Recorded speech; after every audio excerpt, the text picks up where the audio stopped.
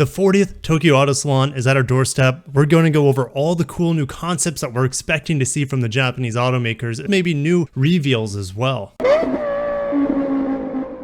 So if you're not familiar with Tokyo Auto Salon, it's like Japan's version of SEMA. Lots of customizations for especially Japanese market cars, but some of those cars are obviously global market vehicles. And it's also a great opportunity for the automakers to bring out brand new concepts as well as officially announced production cars. If you want to learn more about it, you can head over to Tokyo Auto Salon. I'll put it in the description, and you can buy tickets on here. You can view the outline of the event. You can learn more about it. You can check out the booth babes, like they have their own section for that. It'll be running for just a weekend, January 15th and 16th.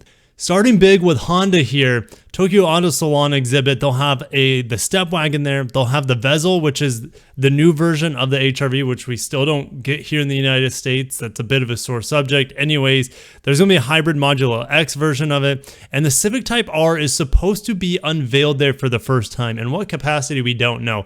Maybe they just show the camouflaged version of it there. It'll be the first time the public has seen even the camouflage version, so that's a possibility. Maybe they take the camouflage off and we see the design for the first time. That's probably the most likely at this point. We're not going to get specs in terms of performance, engine. To see it for the first time will be pretty darn exciting. Here's some cute K cars that, of course, we won't get here in the United States unless you want to import them in 25 years. Now, heading over to Subaru, they're announcing their lineup for Tokyo Auto Salon, and STI to reveal the STI ERA concept, which is funny. ERA is a term used in baseball for earned run average. Electric RA, rally adventure. I don't know. You guys put down below what you think ERA stands for. Definitely electric. Now, there'll also be the WRX S4 STI performance concept, which is this vehicle, this really cool looking car right here. Lavorg STI performance concept. It's a cool wagon in Subaru's lineup that also has performance models of it. Unfortunately, we don't get it here. Subaru BRZ STI Performance. STI Performance parts just make these models sportier and greater driver enjoyment. I don't think it's an actual STI model. It's just going to be a like F-Sport sort of situation. Mitsubishi is also bringing back Rally Art. They have two vehicles to show for us, and this is the teaser image we have of Rally Art. I'm not getting my hopes up for the return of the Evo, even though it would be amazing. Mitsubishi's kind of teased it, especially with the Evolution concept that we had a few years back. So what is it going to be? Well, I think they're just going to take their best-selling vehicle, the Outlander, and give it a sportier look, maybe on the plug-in hybrid.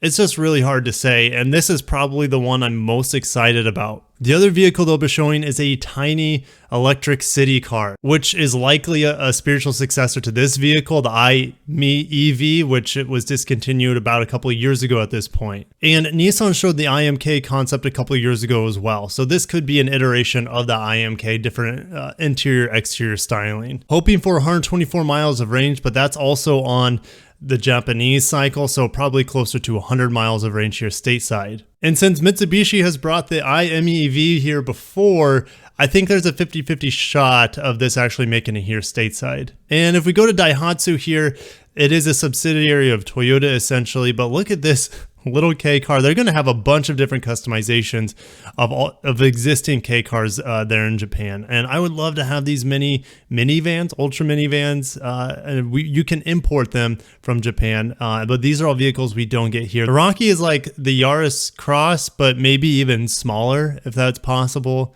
And I think it's the same thing as the Toyota Rise, if I remember correctly, which we don't get, of course, in the United States. Now, Valeside is unveiling a wild Supra at the Tokyo Auto Salon. We just have a couple images of it, and it looks Transformer-esque, Batman-esque, maybe at the same time, especially if it was black.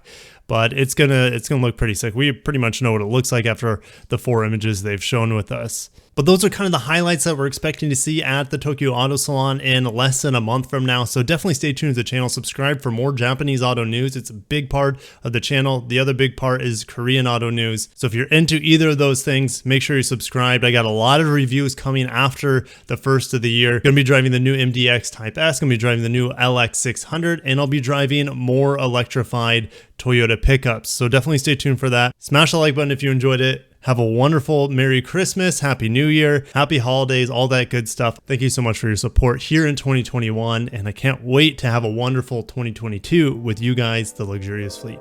Peace out.